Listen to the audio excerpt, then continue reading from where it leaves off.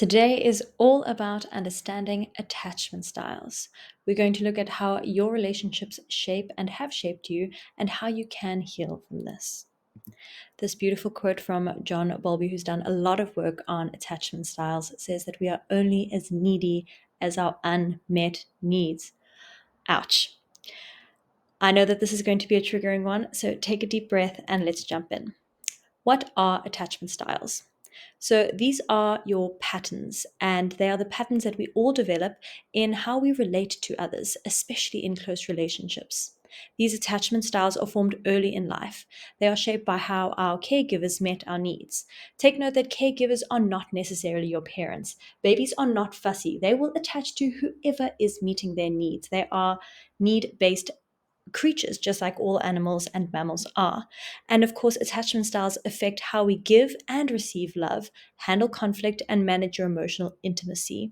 They are developed from and influenced by your attachment relationships. So let's take a look at what attachment relationships are. As I mentioned, they are your early caregivers. So they are developmentally significant in how you develop in your early years, and they're also emotionally very intense. So your attachment style was shaped when your brain was still developing. And guess what? Thanks to neuroplasticity, it is continuing to develop. So your early caregivers kind of gave you a blueprint for connection, which can feel a little bit like doom or gloom, but I'm going to show you why this is so not true. Because guess what?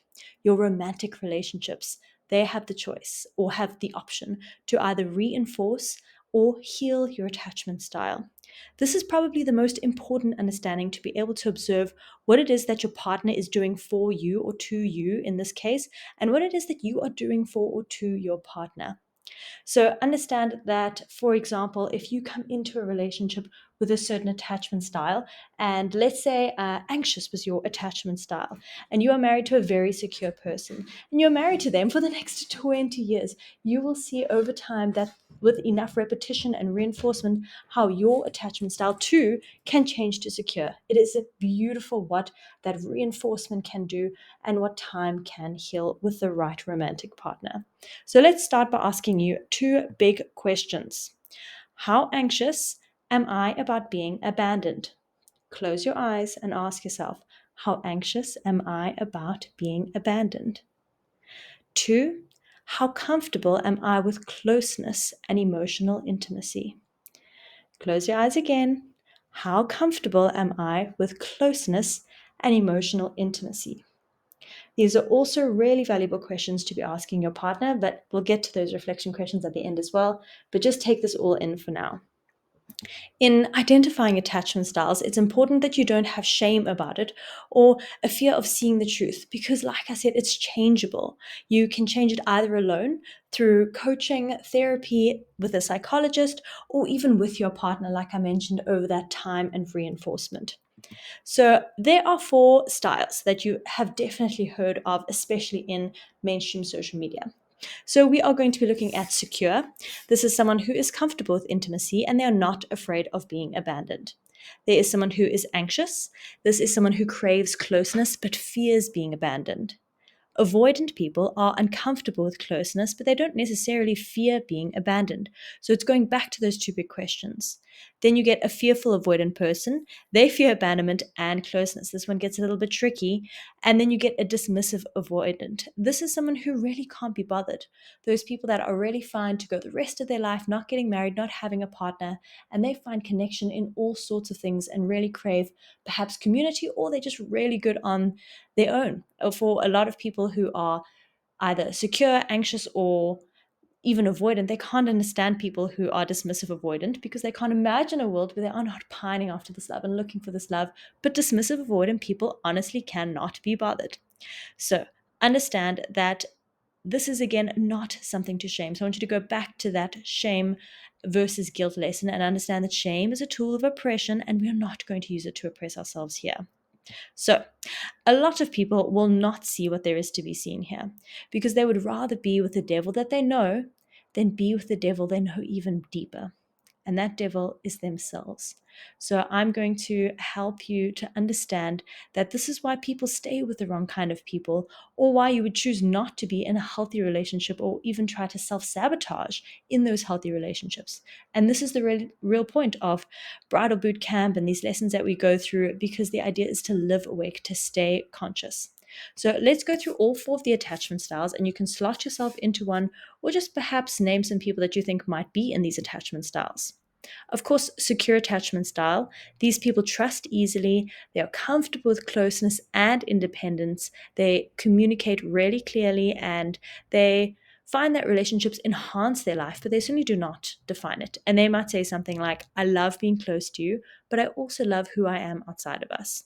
Secure people are very comfortable in their individuality, but they gain huge benefits from being in a relationship. You don't need that relationship to exist to define you, on the other hand.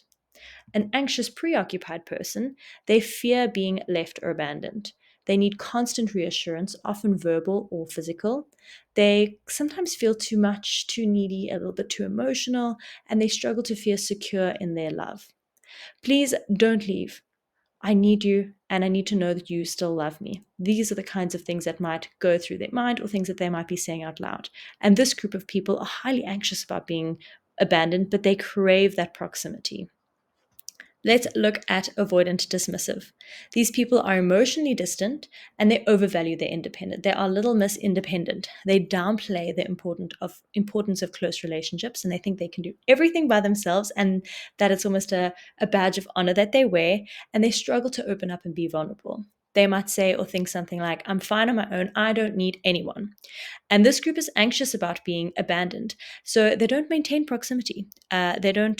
They find intimacy very uncomfortable, and we can sometimes describe them as beautifully avoidant. They can look very aloof and almost like a statue, just independent, and they're all by themselves. The last one I just want you to take extra care of is fearful, avoidant, or disorganized. This is a very confusing one to have as your attachment style, and to be with someone who is in this. So just take extra care when reading this. This is the person who craves intimacy, but they fear being hurt. They push people away and then they pull them back in.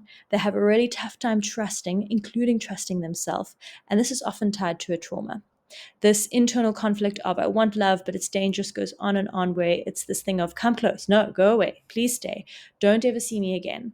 And this group finds both intimacy and distance very difficult. So relationships feel really tumultuous for them and their partners in reality.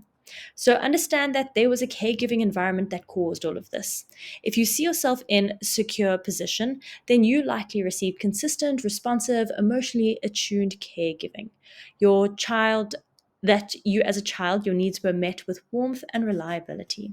If you find yourself falling more into an anxious or preoccupied style of attachment, then you might have received inconsistent caregiving. And before I go even further, just note this is not to shame parents in any way. Your parents did the best they could with the tools that they had at the time. So this is just an understanding and an awareness. So back to anxious, preoccupied. These parents were sometimes, or caregivers were sometimes nurturing, but sometimes very emotionally avoidant. Maybe they were going through their own things and they found that they were giving silent treatment, or perhaps even too young to really understand the needs of a child. So a child like this learns to stay really hypervigilant to gain their parents' or caregivers' love. The avoidant dismissive is emotionally distant or rejecting of caregiving. The child learns to suppress their needs to maintain that connection and avoid rejection. And then, of course, the disorganized. This is often a result of abusive, frightening, or really unpredictable caregiving. So the caregiver can be a source of fear and a source of comfort, creating a lot of confusion, inner conflict, and often overwhelm. So understand that your attachment style isn't your identity. It's a response to the care that you received, and it can evolve. You are not stuck. You are learning to love and be loved differently. That is why you are here. Attachment styles are not only about how we relate to our partners, our parents or caregivers, or even ourselves. Attachment styles are really the lens with which we saw the world. The game here is to catch that attachment style, i.e., your roommate talking, and to interrupt it and realize that we have the ability to control that perception. So what I'm going to do here is I'm going to leave some prompts up here next. Feel free to go ahead and pause and write them down. This is really great to discuss with a partner, and ask, what were my early caregiving relationships like? How do I act when I feel rejected or ignored? What's something my partner has done that made me feel safe or made me feel anxious?